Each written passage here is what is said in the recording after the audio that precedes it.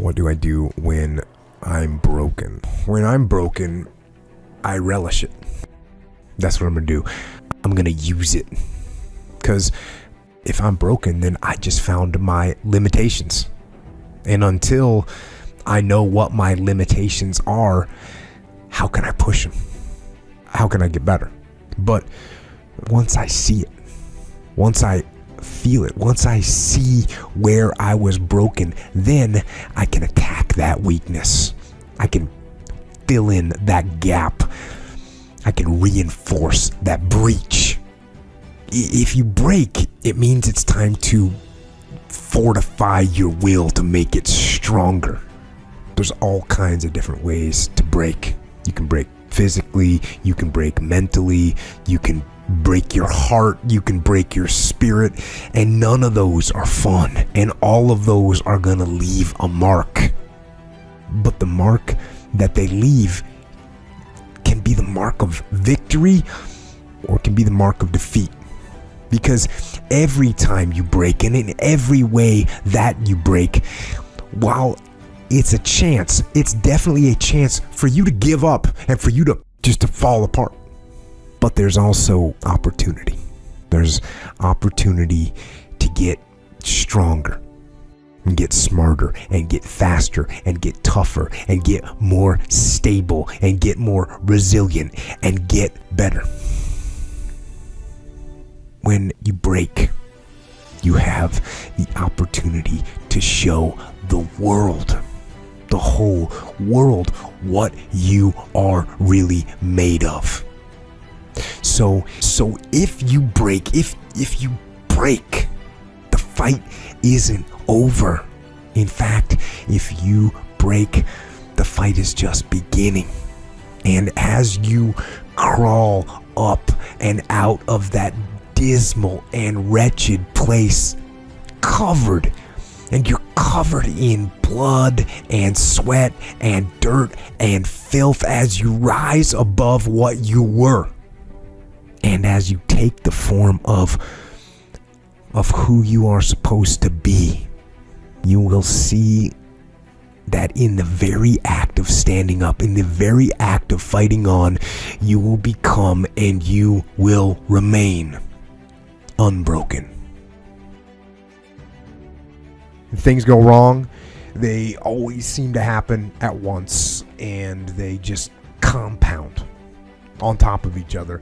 And it's pretty easy sometimes to feel beaten when you're faced with all those issues and all those problems, and they all hit you at the same time. But let me tell you, that doesn't mean give up. In fact, it means the opposite. It means it's time for you to fight harder, to dig in. It means it's time for you to go on the warpath. And that starts with one of the fundamental laws of combat leadership: prioritize and execute. What's the biggest problem? What's causing the most stress? Family? Okay. Sit them down. Explain where you are at. Be blunt. Be upfront. And then give them the simple plan of how you're going to get things back on track. Don't sugarcoat it. You give it to them straight. Next, you got some late payments. Call those creditors up. Explain to them what's going on. Set up some kind of a minimum payment plan so you can start making some progress and get them off your back. And then you got your job. Right? You're falling behind at work. Okay, talk to your boss. Face it. Tell him that you're going to step up your game. Tell him you're going to be at work early, you're going to be at work late, you're going to be at work during lunch, you're going to be wherever you need to be whenever he needs you to be there. Tell him you're going to get after it. And tell him that you're 100% committed to supporting him and the company and the mission.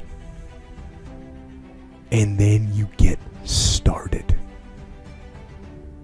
And I'm going to tell you right now, it won't be easy. It will be hard because life is hard. That's what life is. And these challenges that you face, they're going to do their best to take you down. Do not let them.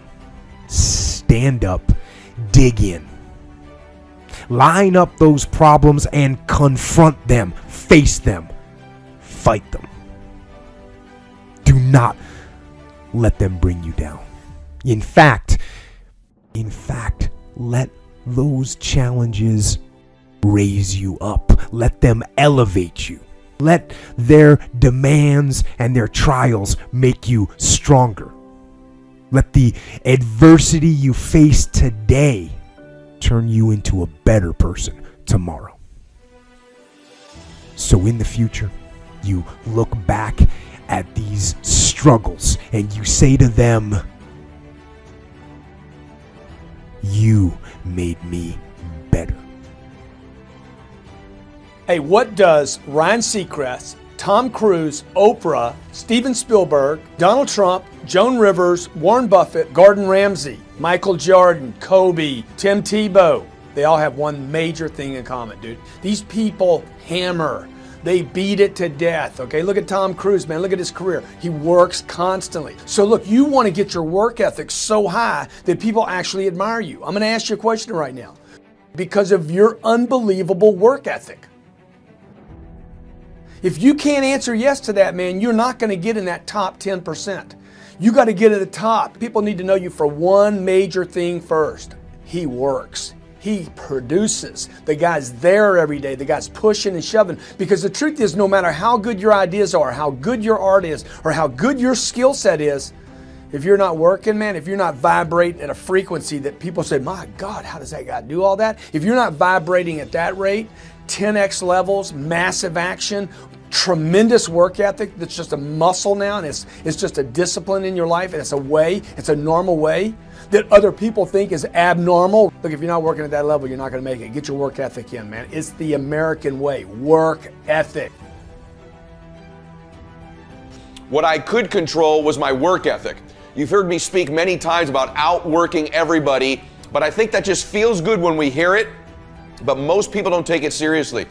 If you think that I have a little bit of success in my life, I can tell you what I attribute it to. Yes, self-confidence, yes, mindset, visualization, goals, all the things I talk about all the time. Listening skills, influence, energy transfer, how to be happier, all of that stuff applies. When you get to winning, for me, it's come down to maxing out. And what maxing out means is you do one more at least than you think you're capable of. So when you're done, whatever you're doing, whether it's at the gym or phone calls or meetings or in sports, one more shot, one more throw, one more swing of the golf club or the baseball bat, the separator is for the winners, they do one more. I'm addicted to one more. And so I want your mantra going forward to be one more. What does that look like if we're working out? That means when we're in the gym and we say, I'm gonna do 5 sets of 10, I'm crazy.